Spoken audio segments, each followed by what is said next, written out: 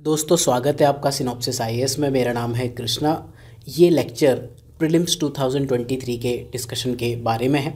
इसमें हम थोड़ा बात करेंगे कि क्या गलत हुआ इस बार स्टूडेंट्स के साथ में। कई लोग ये कह रहे हैं कि ठीक है पेपर टफ ही तो आ गया, तो गलत क्या हो गया, या फिर इतनी भी क्या परेशान होने वाली बात है। बहुत से लोग हैं, जैसे मैंने पिछला वीडियो बनाया था जहाँ कट ऑफ की बात की थी, वहाँ कमेंट्स पढ़े, और मल्टीपल वीडियोज़ पर यूट्यूब पर जो लोगों ने अपलोड किया वहाँ कमेंट्स पढ़े। तो मैंने खुद भी एक पर्टिकुलरली एक नंबर प्रिडिक्ट करने से तो मना कर दिया था। मैंने कहा कट ऑफ देखो होनी तो कम चाहिए, लेकिन क्योंकि तुक्केबाजी ज़्यादा होगी तो हो सकता है कि पिछले साल के आसपास ही रहे। और मैं तो यहाँ तक कह रहा हूँ कि पेपर वन है उसकी कट ऑफ हो सकता है टोटली इररेलेवेंट हो जाए। तो 0 या नॉट एप्लीकेबल, शायद 20% लीस्ट कट ऑफ होती है, तो 40 से 80 तक कहीं भी कट ऑफ चली जाए, 40, 50, 60, 70, 80, क्या फ़र्क पड़ता है जब होना ही नहीं है सीरियस कैंडिडेट्स का। तो मैं क्यों कह रहा हूँ होना नहीं है सीरियस कैंडिडेट्स का, उसकी बात करते हैं। सबसे पहले ये डिफ़ाइन थोड़ा सा करते हैं, सीरियस कैंडिडेट्स होते कौन है। आपने कभी सोचा है यूपीएससी कौन प्रिपेयर करते हैं? मैं अपनी कहानी बता देता हूँ, मैंने क्यों प्रिपेयर किया, फिर जो मैंने ऑब्ज़र्व की चीज़ें। अगर आपका कोई और मोटिवेशन है तो आप बताओ। कुछ लोग करते हैं समाज सेवा के लिए। वो कितने परसेंट होते हैं वो आप जानते हो, 0 पॉइंट समथिंग समथिंग समथिंग में कुछ आएंगे, राइट। इंटरव्यू में हम ज़रूर बोलते हैं कि मुझे ये करना है वो करना है, लेकिन आपको भी पता है आपको कितनी समाज सेवा करनी है, और सामने जो आपका इंटरव्यू ले रहा है उसको भी पता है कि हमने कितनी ज़िंदगी में समाज सेवा कर ली और तुम भी कितनी कर लोगे। तो इंटरव्यू में तो बेसिकली झूठ बोलना होता है। खुद से चाहे झूठ बोलो ना बोलो, बोर्ड के सामने ज़रूर बोलना होता है। तो ये रीज़न तो मैक्सिमम जनता का नहीं है, कुछ लोग डेफिनेटली होंगे इसमें। और जिन्हें समाज सेवा करनी है उनको आईएएस बनने की ज़रूरत भी नहीं है। बहुत से ऐसे एग्जाम्पल्स हैं जिन्होंने ज़िंदगी में सिर्फ 12th क्लास तक की पढ़ाई की और कई लोगों के लिए काम कर देते हैं। मैं पर्सनली एक ऐसी फैमिली को जानता हूँ जहाँ हस्बैंड वाइफ दोनों काम करते हैं, और सरकारी जो डॉक्यूमेंट्स हैं, डोमिसाइल सर्टिफिकेट, पेंशन, जो ओल्ड एज पेंशन हो गई, कोई वर्कर कार्ड हो गया, ये सब चीज़ इतने बनवाए उन्होंने पिछले 4-5 साल में, 5-6 हज़ार से ज़्यादा बनवा दिए। उससे ज़्यादा क्या कोई आईएएस लाइफ में काम कर सकता है? और कंपेयर करो 12th पास, उनकी बात कर रहा हूँ मैं, just using RTI as a tool, right. तो पहले तो ये एक बात है कितने लोग इस वजह से करना चाहते हैं। दूसरे कौन लोग तैयार करते हैं? एज ग्रुप क्या होता है? 21 से 32 जनरल कैटेगरी कट ऑफ है। लोग हो सकता है बचपन से पैदा होते ही उन्हें सपने दिखा दिए जाते हैं। नॉर्मली लोग 18 से लेकर इस रेंज में कुछ तैयारी करते होंगे। अपने यंग एज 20s जो है उसके पीक पर यूपीएससी की तैयारी करते हैं। 6 साल तैयारियां करते हैं, बहुत सारे लोग करते हैं। आपने देखा होगा तैयारी करने लोग गए, 6 आउट ऑफ 6 प्री निकाले, उसके बाद भी नहीं हुआ। 22 की एज में एग्ज़ाम में एंटर किया था, निकले तो 32 के होकर निकले, बाबा बन के निकले। तो यूपीएससी पहले भी टफ़ था, ऐसा नहीं है कि टफ़ नहीं था। लोगों की ज़िंदगियां बर्बाद नहीं होती थी। यूपीएससी अनप्रेडिक्टेबल पहले भी था, हर साल एग्ज़ाम के बाद बवाल होता था, लेकिन इस साल का बवाल अलग क्यों है? मैं इस बवाल पे वीडियो क्यों बना रहा हूँ तो अभी समझ आएगा। तीसरे कुछ वो होते हैं, कौन लोग प्रिपेयर करते हैं? जो कॉलेज स्टूडेंट। इसी में क्या है, जो कॉलेज स्टूडेंट्स हैं, कॉलेज स्टूडेंट्स में क्या है, 2 तरह के लोग होंगे। एक तो जो काफ़ी ब्रिलियंट हैं, बहुत तेज़ तर्रार लोग हैं, वो हो सकते हैं, तो ये इंटेलिजेंट मानते हैं। दूसरे जो बहुत ही प्रिविलेज्ड फैमिली से आते हो वो लोग होंगे। कुछ ऐसे भी लोग होते हैं जो घर बार बेच के, यूपी बिहार में आपने ऐसी कई सारी कहानियाँ सुनी होंगी कि घर बार बेच के, ज़मीन बेच के, कर्जा लेके माँ बाप ने बच्चों को भेज दिया, मुखर्जी नगर भेज दिया या फिर ओल्ड राजेंद्र नगर भेज दिया। ये लोग तैयारी करते हैं। फिर मेरी कैटेगरी के लोग क्यों करते हैं? मैं ऑलरेडी क्लास 1 ऑफिसर हूँ, अगर 3 ऑल इंडिया सर्विस नहीं मिली तो यहाँ भी क्लास 1 ऑफिसर बनना है। क्यों? मैं डिपार्टमेंट ऑफ एटॉमिक एनर्जी में काम कर रहा हूँ। मेरा इस एग्ज़ाम को देने का ऑलरेडी एक ही मोटिव था, मुझे घर के पास जाना है। अगर आप कभी मेरा डीएफ देखना, डीएफ में पहले सर्विस प्रेफरेंस भरते थे, प्री जिनका निकल जाता था। पहली प्रेफरेंस मेरी थी आईएफएस, क्योंकि मैं खुद एटॉमिक एनर्जी डिपार्टमेंट से आ रहा हूँ, राइट। दूसरी प्रेफरेंस आप सुनोगे, तीसरी चौथी सुनोगे तो आप हंसोगे, पेट पकड़ लोगे। पहली प्रेफरेंस हो गई आईएफएस, दूसरी प्रेफरेंस है आईआरएस, ठीक है, यहाँ तक ठीक है। तीसरी प्रेफरेंस मैंने डाली आईआरएएस, रेलवे अकाउंटिंग सर्विस। क्यों? क्योंकि घर के पास नौकरी मिल जाएगी। चौथी preference postal service, Indian postal service. क्यों? मुझे नहीं पता कितनी सच्चाई है, नहीं, मैं जैसे सरकारी कल्चर देखा है मैंने 7 साल में। आप सोचो, एक आदमी जिसे ज़िंदगी में कुछ नहीं, मैं वो आदमी हूँ, मुझे अगर ये इंडियन पोस्टल सर्विस में डाल दो और सच्चाई वही है जो मैं इमेजिन करता हूँ तो मैं बहुत खुश रहूँगा। एक ऐसा नक्कारा आदमी जिसके कंट्रोल में पूरे स्टेट का पोस्टल डिपार्टमेंट है, एक बहुत बड़ा सा ऑफिस लखनऊ के हजरतगंज में या देहरादून में आपको मिल गया और पढ़े रहो सुअर की तरह जाके, मतलब मैं कितना खुश होता अगर मैं ऐसे पढ़ा रहता तो मेरी चौथी प्रेफरेंस आईपीएस, पोस्टल वाला आईपीएस। यूपीएससी ने सर्वे कराया है कि कौन अपनी सर्विस से सबसे ज़्यादा खुश रहते हैं, उसमें ये पोस्टल सर्विस वाले सबसे हैप्पी रहते हैं। मैंने उस सर्वे के बाद कहा कि भाई यही सर्विस है, अपने लिए यही करना है, ऐसे लोग तैयारी करते हैं। तो ऑलरेडी जब आप ऑलरेडी क्लास 1 सर्विस में हो तो क्या मोटिवेशन है, घर आना।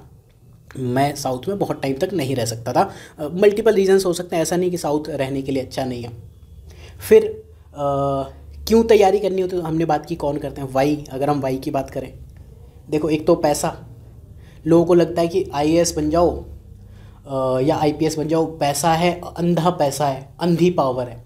अंधा पैसा समझते हो ना, जो गौरव गुप्ता अपनी कॉमेडी में बताता, बनियों के पास होता अंधा पैसा, वो वाला, ठीक है। फिर एक कहावत है कि आईएएस इंडिया में ओनली एग्ज़ाम है, बाकी सब तो ठीक है, एक ही सर्विस है, बाकी तो नौकरियाँ हैं। या तो आप इंडिया में आईएएस हो या फिर कुछ भी हो, थोड़ा बिजनेस फैमिलीज़ को छोड़ दो तो नौकरियों के मामले में तो यही है।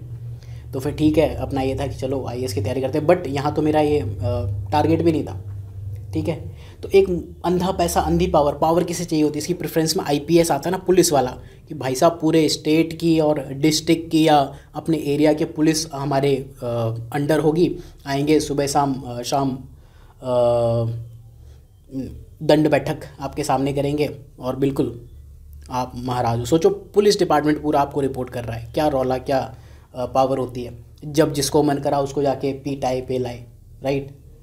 तो आईपीएस कुछ और लोग भी बनना चाहते हैं जिनकी कुछ लोगों से दुश्मनियाँ होती हैं कि बस किसी के मकान मालिक ने तंग कर दिया, आईपीएस बनने दे फिर देखता हूँ। किसी की शादी नहीं हुई मनपसंद लड़की या लड़के से, ठीक है, आईपीएस बन के इसके माँ बाप को तोड़ता हूँ। तो इस तरह की चीज़ें होती हैं, पर्सनल दुश्मनियाँ होती हैं, मेरी इससे नहीं बनी, ठीक है आईपीएस बन के देखता हूँ। ये भी रीज़न है। आई एम रॉन्ग तो आप बताओ कि मैं गलत कह रहा हूँ, मैं बिल्कुल ऑनेस्टली बता रहा हूँ मेरा क्या रीज़न था। मैंने बिल्कुल बताया कि मुझे सुअर की तरह पड़े रहना था। इससे ज़्यादा वाहियात या इससे ज़्यादा ऑनेस्ट आंसर तो नहीं हो सकता, क्योंकि यहाँ मेहनत करनी पड़ती है। एटॉमिक न्यूक्लियर रिसर्च ईजी तो नहीं है, राइट। तो ठीक है, ये मेरा रीज़न था। फिर आईएफएस में पहली प्रेफरेंस मेरी क्यों थी, भाई साहब दुनिया भर में घूमने को मिले, या तो घर के पास रहो या फिर दुनिया में घूमो, और कोई बात नहीं, टैक्स फ्री सैलरी मिलेगी। 30s में ना लोगों के कॉन्सेप्ट बहुत क्लियर होते हैं, टैक्स फ्री सैलरी मिलनी चाहिए, बढ़िया घर मिलना चाहिए, ये वो फलाना ढिमका। कब तक एलटीसी के वो 8,000 और उसके लिए एयर इंडिया की फ़्लाइट का वेट करते रहे, सरकारी खर्चे पे घूमेंगे ना दुनिया में। जंगल सफारी अफ्रीका में जाके घुमाओ, भेजो तुम केन्या, नैरोबी में भेजोगे ना। आईएएस में नागालैंड बन के खुश हो या आईएफएस में नैरोबी में जाके खुश हो, तो ये रीज़न है एक। बहुत सारे मेरे तो मतलब लिटरली यही रीजंस होते थे। आप मुझे कितना भी वाहियात इंसान कह सकते हो, राइट, आपके भी यही रीज़न होंगे। बहुत कम लोग हैं जो चाहते हैं रियल में सोशल सर्विस करना, और सोशल सर्विस तो मैं अभी भी कर रहा हूँ। अगर मैं आपको 3,000 या 500 रुपये में कोर्स दे देता हूँ, क्या वो सोशल सर्विस नहीं है? अगर हमने यहाँ नौकरियाँ जनरेट कर दी तो क्या वो सोशल सर्विस नहीं है? तो है वो। उसके लिए मैं आपको ऑलरेडी बता चुका हूँ, 12वीं क्लास लोग सफिशिएंट हैं। अब दिक्कत क्या होती है, सीरियस एस्पिरेंट्स के साथ क्या इशू हो गए, ठीक है। हमने अभी क्या बात की, कौन तैयारी करते हैं, दूसरी क्या बात की, क्यों तैयारी करते हैं, ठीक है। कौन में हमने देख लिया, क्यों में देख लिया। अब सीरियस एस्पिरेंट्स की क्या कहानी है, जो लोग पढ़ रहे हैं साल भर, ऑब्वियसली जो सीरियस है। अगर मैं किसी भी एग्ज़ाम में या किसी लाइफ में किसी भी चीज़ में सीरियसनेस की, टैलेंट की या किसी भी चीज़ की बात करूँ, पॉपुलेशन डिस्ट्रीब्यूशन ये वाला कर्व चलता है, इन्वर्टेड यू कर्व। यहाँ होती है पॉपुलेशन, यहाँ होता है आपका 0 से 100 तक सीरियसनेस। यहाँ जैसे आप देखो, सपोज़ अभी ये सिलेक्शन हटा देते हैं, ये 0 सीरियसनेस लेवल है, 100% सीरियसनेस लेवल है। मैक्सिमम जनता कहाँ होगी, यहाँ होगी। कुछ और मतलब ये यहाँ 95% इतने लोग हैं, बाकी कुछ लोग ही एक्सट्रीमली सीरियस है, बहुत बढ़िया, बहुत टैलेंटेड है, कुछ ये मतलब क्यों ही तैयारी कर रहे हो। तो अब जब आप अगर मुझसे ये कहो कि जैसे हम कुछ स्टेप्स मान लेते हैं तैयारी में, यहाँ तक हो आप, इस जोन में भी नहीं आ रहे तो तैयारी करने की नीड नहीं है, और इस जोन में भी आ रहे तो कैसा भी पेपर आ जाए, जैसे इस साल का पेपर एक डिजास्टर था, फिर भी आप उससे निकल जाओगे, ठीक है। दूसरे कुछ जो लोगों ने थोड़ा और बेटर तैयारी कर ली है वो यहाँ आएंगे, लेकिन हो सकता है वो कट ऑफ ना निकाल पाएँ, ठीक है। मैं कट ऑफ की रेंज मान ले रहा हूँ। मेन कंपटीशन जिनकी लाइफ सबसे ज़्यादा स्टेक पे होती है, जो काफ़ी सीरियस होते हैं और फिर भी कट ऑफ के इधर उधर झूल रहे हैं, मैक्सिमम लोग ये। अब सीरियस स्टूडेंट्स के क्वालिफाई करने की प्रोबेबिलिटी क्या है इस एग्ज़ाम में? मैथमेटिक्स जिनकी स्ट्रॉन्ग ना हो थोड़ी सी दिक्कत हो सकती है। समझो मैं बहुत सिंपल चीज़ बताने वाला हूँ, मल्टीप्लिकेशन रूल ऑफ प्रोबेबिलिटी। इसमें अगर दिक्कत है तो सी सेट जो पेपर आया उसमें तो क्या ही होता। मल्टीप्लिकेशन रूल क्या कहता है प्रोबेबिलिटी का? ये रूल ये कहता है कि अगर दो events, in fact not even events, rather independent events, दो इंडिपेंडेंट इवेंट्स अगर होते हैं तो उनके दोनों के होने की, एक साथ होने की प्रोबेबिलिटी क्या है? सपोज़ क्या बात कर रहा हूँ, सपोज़ हमने 2 बार टॉस उछाला, हेड या टेल, यही आ सकता है, दूसरी बार भी हेड या टेल आ सकता है। आपको दोनों बार में हेड्स चाहिए था, तो इस चीज़ के कितने चांसेस हैं कि दोनों बार आपने टॉस उछाला और दोनों बार हेड्स आ गया? एक बार हेड आने के चांसेस है 1/2, दूसरी बार हेड आने के चांसेस है 1/2, टोटल चांसेस हुए 1/4, 25%, 0.25 ये प्रोबेबिलिटी है। ये होती है इंडिपेंडेंट इवेंट की। ठीक है, हेड टेल का एग्जांपल क्यों दिया? एक पेपर है प्रीलिम्स, एक है सी सेट, पेपर 1 और सी सेट। पेपर 1 में क्वालिफाई होने के चांसेस हैं 1/2, सी सेट में भी क्वालिफाई होने के चांसेस है 1/2। नॉर्मली जो भी कोई भी आप तैयारी कर रहे हो, अगर 2 पेपर्स हैं तो उनमें क्वालिफाई होने के चांसेस 25% है, अगर आप आज डे 1 पे बैठे हो तो। लेकिन यहाँ एक कहानी और है, ये इंडिपेंडेंट इवेंट भी नहीं है। आप सोचो कि एक हेड और टेल हो गया, सपोज़ आपका एटलीस्ट आपने हेड लाना था, ले आए, लेकिन सपोज़ यहाँ पर आपने ऐसा तो नहीं है ना कि एक बार हेड आ गया तो यहाँ ये वाला अफेक्ट हो जाएगा। सपोज़ मैंने ना इसकी एक साइड गोंद लगा दी टेल पर, तो पहली बार भी हो सकता है हेड आ जाए, लेकिन दूसरी बार हो सकता है वो अफेक्ट हो जाए। तो इंडिपेंडेंट इवेंट्स की प्रोबेबिलिटी नहीं है, उसमें और कॉम्प्लेक्स कैलकुलेशन हो जाती है। डिपेंडेंट इवेंट्स की calculation, P A and B का जो हम निकालते हैं ना, P A into P B by A, वो सब निकालते हैं। Given event A has happened. अब सोचो इस चीज़ को आप रिलेट करो। पेपर 1 ऑलरेडी हम साइकोलॉजिकली परेशान हो गए थे, एंड पेपर 2 में तो मतलब पेपर 1 ऑलरेडी हमारा गड़बड़ हो रहा है, सी सेट ने उसमें बिल्कुल और एक तो करेला ऊपर से नीम चढ़ा, बिल्कुल आग लगा दी। तो ये एक मेजर इशू है। थोड़ा बात करते हैं इसके इर्द गिर्द कि मल्टीप्लिकेशन रूल ऑफ प्रोबेबिलिटी। मैं ये मानता हूँ कि मैं उन सीरियस एस्पिरेंट्स की बात करूँ, डेटा बिल्कुल 100% ये मत मानना कि यही होगा। नॉर्मल केस में ये मान लो जिसने तैयारी की होगी उसके बहुत अच्छे चांसेस होते हैं, 9 हो सकते हैं, 8 हो सकते हैं। एक जो सीरियस एस्पिरेंट है जो यहाँ कहीं तैयारी करता होगा इस जोन में, वो 10 में से 9 बार पेपर 1 में, या 10 में से 7 बार हो जाएगा, 8 बार 9 बार हो जाएगा क्वालिफाई, राइट। और सी सेट वाला भी हो सकता है 10 में से 10 बार क्वालिफाई हो जाए। अगर मैं ये केस मान लूँ तो और ये 9/10 0.81 होता है, लगभग 80% सीरियस लोग क्वालिफाई कर जाएंगे। कुछ लोग रह जाएंगे, कुछ मेंटली खुद को मैनेज नहीं कर पाए, या किसी की प्रिपरेशन में फ्लॉज हो गए, कुछ हो गए। 2023 के कुछ केसेस देखते हैं। यहाँ पर एक तो ये बात हुई कि सीरियस और नॉन सीरियस होने की बात ही नहीं बची, बट ठीक है उस पर भी अभी हम आएंगे।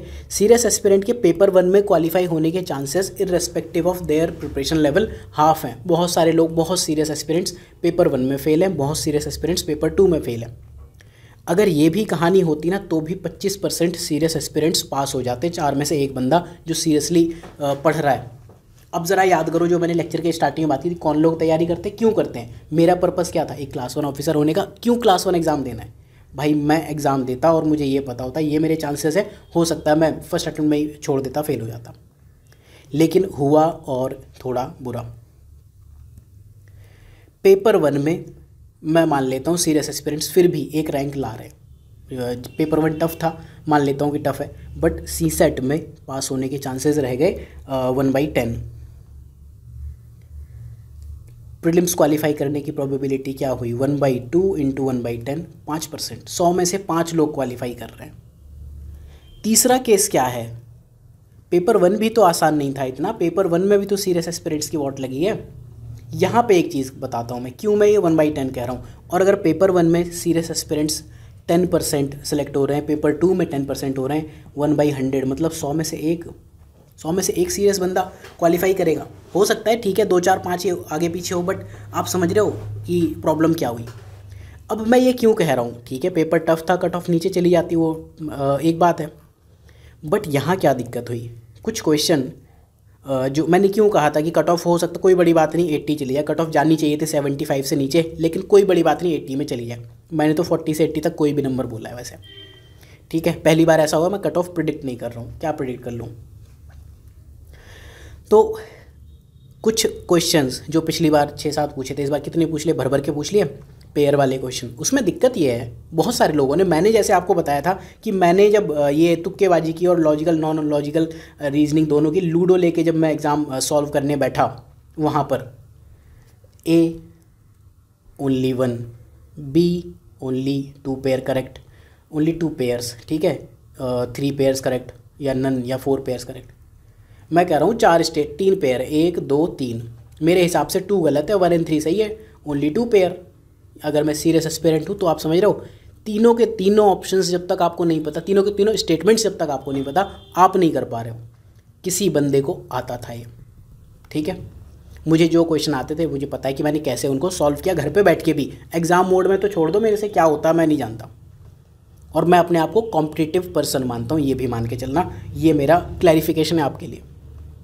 अब हुआ क्या, मैंने कुछ क्वेश्चंस में क्या किया, जब यही लगना है तो क्योंकि 2 पेयर है, मान लेता हूँ मैं कि पेपर यही था, 2 गलत था, 1 और 3 सही थे। लेकिन मैंने क्या किया, मैंने कहा कि नहीं जी 1 गलत है, 2 और 3 सही है, आंसर तो मेरा तब भी सही हो गया। और ऐसी चीज़ पता है कितने क्वेश्चन है, 45 50 के, आधा पेपर लगभग ऐसा है। अब जब क्या हुआ, जब मुझे समझ में आया कुछ क्वेश्चन मेरे करेक्ट बाई चांस करेक्ट हो गए, कि मैंने गलत ढूंढा था, मैंने कहा था कि भाई थी गलत है, 1 और 2 सही है, गलत होना चाहिए, लेकिन आंसर सही आ गया। 16 क्वेश्चन बाई चांस करेक्ट हो गए, जो हो सकता है गलत होते हैं और कोई रीज़न। सबके हुए होंगे, जिन्होंने तुक्के मारे उनके तो हुए होंगे। अब ये बताओ, जो सीरियस एस्पिरेंट है, जो लाइफ को स्टेक पे लेके बैठा है, जो मैंने स्टार्टिंग में बात की थी, क्या वो इतनी लेवल की तुक्केबाजी कर सकता है, जिसे ये पता है कि मेरी तैयारी यहाँ है।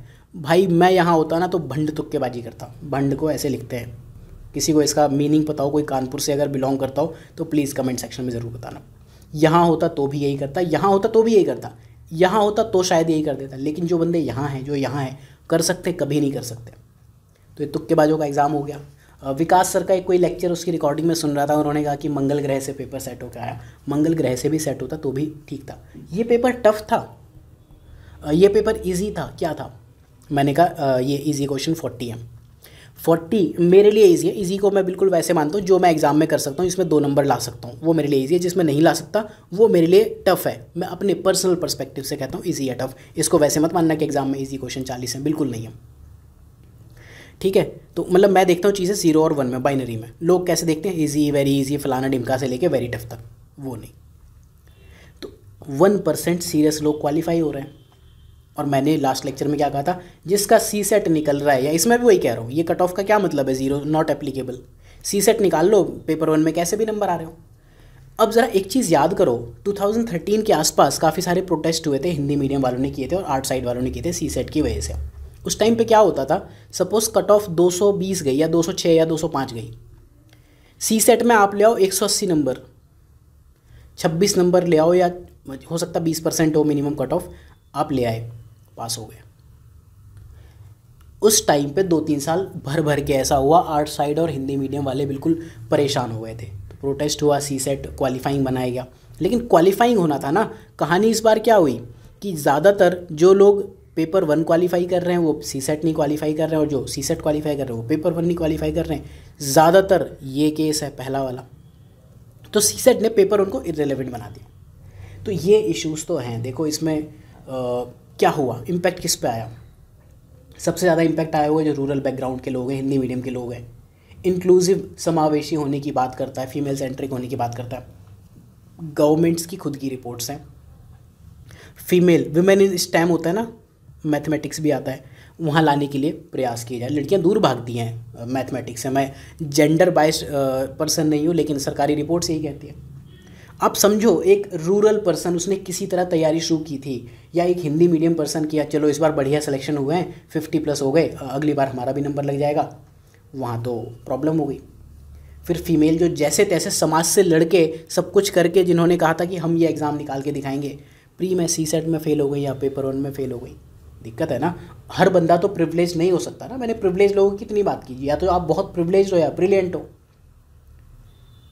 आप सोचो एक पर्सन अच्छी खासी MNC की जॉब छोड़ के आ गया, उसने कहा मैं ये एग्ज़ाम दूंगा, या कोई बंदा रूरल एरिया से था, उसने कहा मैं एग्ज़ाम दूंगा, उनके बीच में कोई कंपैरिजन नहीं होता था। तो एग्ज़ाम को इंक्लूसिव बनाना था। जो बंदा IIT से है और जो बंदा IITM से है, IITM जनकपुरी दिल्ली में एक कॉलेज है, एक IITM IIT मुंबई भी है, इन दोनों में कुछ तो डिफरेंस होता होगा। तो यूपीएससी को क्या करना चाहिए था कि अगर IIT मुंबई वाला पर्सन या IIM बेंगलोर वाला पर्सन ये एग्ज़ाम निकाल सके तो IIT Janakpuri, I am not telling कि यहाँ ख़राब लोग होते होंगे, जस्ट टेलिंग, मेरा अपना खुद का बीटेक वाला कॉलेज मान लेता हूँ, तो वो लोग निकाल पाते हैं एग्ज़ाम। तो ये एक इशू हुआ। देखो इस एग्ज़ाम से परेशान होने की बात तो है, लेकिन मैं देखो इस लेक्चर में ये तो नहीं बताऊँगा कैसे तैयारियाँ करनी है। सिनॉप्सिस के कंटेंट से क्वेश्चन आए हैं, बट क्या उनसे ऑप्शंस सॉल्व हो रहे हैं, या फिर दूसरी कोचिंग से भी क्वेश्चंस आए होंगे, ऐसा नहीं है कि नहीं आते। जब कोचिंगें साल भर लगी हैं, पढ़ रही हैं, पढ़ा रही हैं, क्वेश्चंस आते ही है, कोचिंग से आते हैं, बुक से आते हैं। कोई कोचिंग वाला ऐसा नहीं होता और कोई नहीं चाहता कि हमारे कंटेंट से क्वेश्चंस ना आए, सबको दिखाना होता है, ठीक है। बट क्या उनसे, उस नॉलेज से आप क्वेश्चन सॉल्व कर सकते थे, और कर सकते थे तो क्या आप इस वाले ट्रैप में नहीं फंस गए कि आप भी वहीं रह गए। इस बंदे ने जो मान लो कट ऑफ यहाँ थी, ये कर्व कुछ ऐसा नहीं हो गया पीछे, सीरियस एस्पिरेंट ने तुक्का नहीं मारा, जो ये थे ये लोग आगे निकल गए। समझ रहे हो, ये जो लाइन सीरियसनेस वाली यहाँ सेलेक्ट होते ना, यहाँ सेलेक्ट होने लगे, और पता नहीं वो लाइन यहाँ है या यहाँ है, कि ये बंदा जो बस सुबह उठ के बिना मुँह धोए चला गया था एग्ज़ाम देने, वो भी हो सकता प्री निकाल ले। इस बार देखो कैसे कैसे 30 मार्कान बनते हैं IAS, ये तो मैं लास्ट लेक्चर में कहा था। क्यों हुआ होगा ऐसा, वो भी एक रीज़न बताता हूँ मैं, क्योंकि ऑलरेडी देखे है ना, हरकतें देखी है सरकारी बाबुओं की और अफसरों की क्या होती है। किसी एक फन्ने खां का होगा CR एनुअल, समझ गए, जिनको जो सरकारी नौकरी में है उनको समझ में आ गया वो मैं क्या बात कर रहा हूँ। एनुअल कॉन्फिडेंशियल रिपोर्ट, प्रमोशन की बात होगी, जॉइंट सेक्रेटरी बनना होगा या सेक्रेटरी लेवल कहीं जाना होगा, उसने कहा भाई मैं बना के दिखाता हूँ पेपर टफ, ऐसे कैसे नहीं बनेगा। एक पर्सन की बेवकूफ़ी के चक्कर में कितने लोगों की लाइफ बेकार हुई। प्लस एक और इशू भी तो हुआ यहाँ पर, तुम्हारा तो खुद का प्रमोशन हो गया, तुम्हारा बढ़िया हो जाएगा, बट एस्पिरेंट्स के लिए आपने क्या होप छोड़ी, किस वे में तैयारी करें, वो एक बहुत प्रॉब्लम वाली बात है।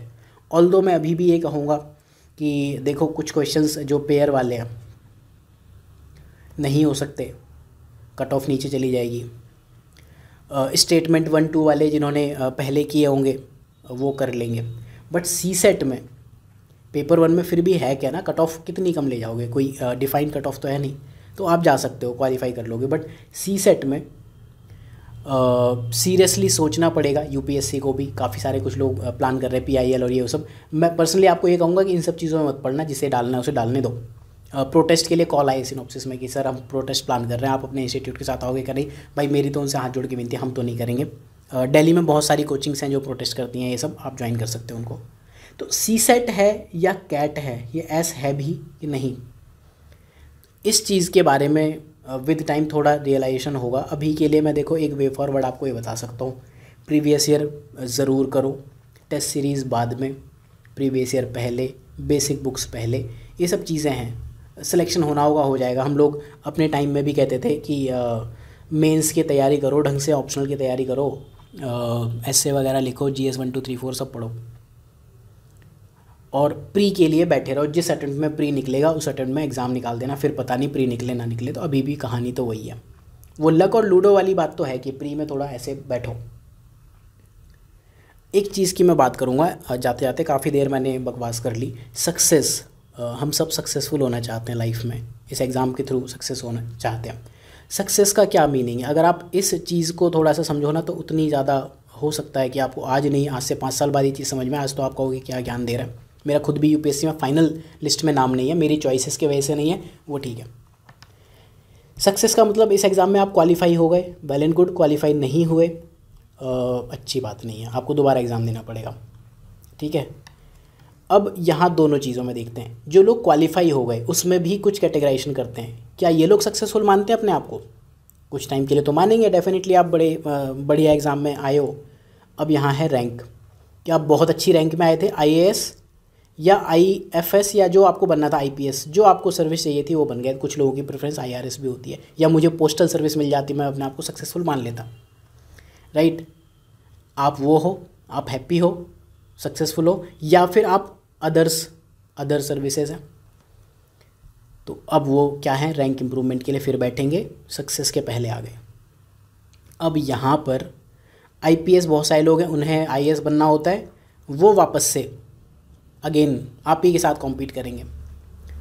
अब IAS के साथ एक दिक्कत है, IPS के साथ बट IAS के साथ एक दिक्कत है। सपोज़ मैं मान लेता हूँ last year last rank IAS को जो अलॉट हुई थी 77 जनरल कैटेगरी से, कुछ देर तो बहुत बढ़िया लगता है, अंडर 100 आ गए।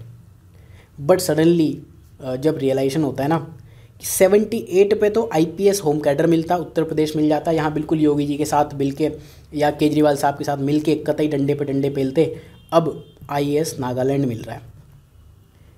ये पर्सन भी परेशान होने वाली बात है ना। मैंने IAS नागालैंड के लिए तैयारी तो नहीं की होती, या फिर IAS कोई सुदूर वे में, नागालैंड से मुझे पर्सनली कोई दुश्मनी नहीं है, लेकिन नॉर्थ ईस्ट लोग अवॉइड करते हैं ना। मैं जो बात कह रहा हूँ गलत तो नहीं है, अगर आप कहो गलत है या गलत कह रहा हूँ तो आप कमेंट सेक्शन करके बिल्कुल गालियाँ दो। तो हमारी सक्सेस डिफाइंड ही नहीं है इस एग्ज़ाम में।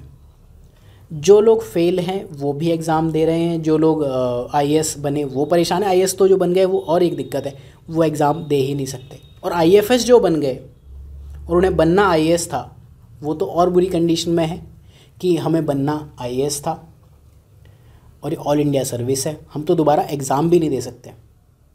तो इसलिए बहुत हताश होने की नीड नहीं है। मैं ये कहूँगा चाहे एग्ज़ाम निकले ना निकले, लाइफ में भी निकले ना निकले, खुद को ना कभी ये मत फील करना कि आप फेल हो। हमेशा सक्सेसफुल तब बनोगे आप जब लाइफ में कुछ आता होगा। मैं देखता हूँ कि जब सिनॉप्सिस में लोग अप्लाई करते हैं, Day 1 लोगों को टाइपिंग सिखानी पड़ती है कि टाइपिंग ऐसे करते हैं, बाकी सब तो छोड़ दो, ठीक है। तो लाइफ में अगर आपको कुछ आता है, कुछ स्किल्स हैं, तो डेफिनेटली सक्सेसफुल होगे। लेकिन मैं अभी भी ये चीज़ कहूँगा, बहुत लोगों ने कहा UPSC को प्लान B बनाओ। बहुत से लोग तो प्लान B ही लेके चल रहे हैं ना, UPSC को क्या प्लान B बना ले। जिसकी बहुत अच्छी नौकरी थी वो प्लान B ही UPSC लेके आया है। जो ऑलरेडी क्लास 1 ऑफिसर था, जिसे रैंक इंप्रूव करनी थी, उसके लिए UPSC प्लान B है। जो ऑलरेडी IPS है उसके लिए क्या और प्लान B हो जाएगा। तो ज़रूरी नहीं प्लान B सबके लिए हो। तो जो कुछ लोग कह रहे हैं कि प्लान B बनाओ, ये वो करो, बिल्कुल सब करते हैं प्लान B, ऐसा क्या है नहीं करते हैं, होना चाहिए लाइफ में। बट कुछ लोगों के लिए तो प्लान B है भी नहीं। तो अगर आपका लाइफ में कोई प्लान B नहीं है, UN के जो डायरेक्टर थे उन्होंने इन्वायरमेंट के लिए कहा था there is no plan B because there is no planet B। जिनके लिए प्लेनेट B है ही नहीं UPSC की इस सर्विस के अलावा या IAS के अलावा, क्या कर लेंगे। तो there is no plan B। तो अगर आपको चाहिए, देखो रिस्क आएगा तो रिवॉर्ड आएगा। हाँ, रिस्क ना बेवकूफ़ी के साथ नहीं आना चाहिए। लाइफ में सारे ऑप्शंस बंद तो नहीं कर देने चाहिए, लगे रहो, हो गया तो बढ़िया है। लक और लूडो जब चल रहा है तो फिर ठीक है, आप भी लूडो खेलो, हम भी लूडो खेलते हैं, क्या पता किसकी लूडो की गोटियाँ बढ़िया पड़ जाए। ठीक है, मैंने आई थिंक काफ़ी सारी बातें कर ली और वे फॉरवर्ड पे हम बात करेंगे, कुछ चीज़ें करनी चाहिए। ये डिजास्टर था पेपर वैसे मेरे हिसाब से, तो इसमें मैं क्या बताऊँ, अफसोस होता है कई बार। जो कट ऑफ पे लोगों ने कमेंट किए थे ना वीडियो पे, मतलब दिल हैवी हो जाता है कई बार कि यार क्या, क्यों। और ऐसा नहीं है कि मैं खुद को बहुत बढ़िया कह रहा हूँ, मैं कह रहा हूँ कि एक तो जब मैंने पेपर सॉल्व किया तो मुझे ये लगा कि साइकोलॉजिकल इम्पैक्ट है इस बार सेट का। सेट A में मैं शायद फेल हो जाता, D में हो सकता फिर भी पास हो जाऊँ, और C सेट में एक बार मैं पास हो रहा था, दूसरी बार में फेल हो रहा था। तो समझो कि एग्ज़ाम में जो मैं एक बार पेपर देने के बाद दूसरी बार फेल हो रहा हूँ, तो समझो जो एग्ज़ाम में फ़र्स्ट टाइम पेपर दे रहा है उसका क्या हाल होगा। और ये तब है जब मेरी मैथ्स बहुत अच्छी है, बहुत अच्छी, मतलब बहुत अच्छी, नेक्स्ट लेवल मैथ्स है, तब ये हाल है। एग्ज़ाम प्रेशर भी एक चीज़ होती है। तो मैं देखो पर्सनली फ़िलहाल यही कहूँगा, अपना टाइम लो। एक दो चीज़ें ज़रूर हैं, जिनके पास प्लान B है ही नहीं या जो भी आपको पढ़ना है, या तो छोड़ दो एग्ज़ाम। बट लाइफ में आप छोड़ के तो नहीं बैठे थे ना, बगल वाले क्या कहेंगे, ये भी तो है ना। तो तरीका यही है, अगर आप पास हो रहे हो वेल एंड गुड, नहीं पास हो रहे हो प्रिपेयर फॉर मेंस, पास हो रहे हो तो भी प्रिपेयर फॉर मेंस। यही कहूँगा मैं आपको, लाइफ में चीज़ें आनी चाहिए, right. So thank you for watching. I hope कि मुझे जो बात कहनी थी कह दी। नेगेटिव टोन में ज़रूर है ये वीडियो, बट ज़रूरी था। बहुत से लोगों को बात में डायरेक्टली तो नहीं कर पाया, तो इस वीडियो के थ्रू कर रहा हूँ। फिर भी अगर आपको लगता है कि इसके बाद भी आप परेशान हो, आप नॉर्मल बात करने के लिए टाइम ले सकते हो कॉल करके इंस्टीट्यूट में। आई विल ट्राई कि मैं बात करूँ। Thank you for watching, have a good day. होना चाहिए गुड डे।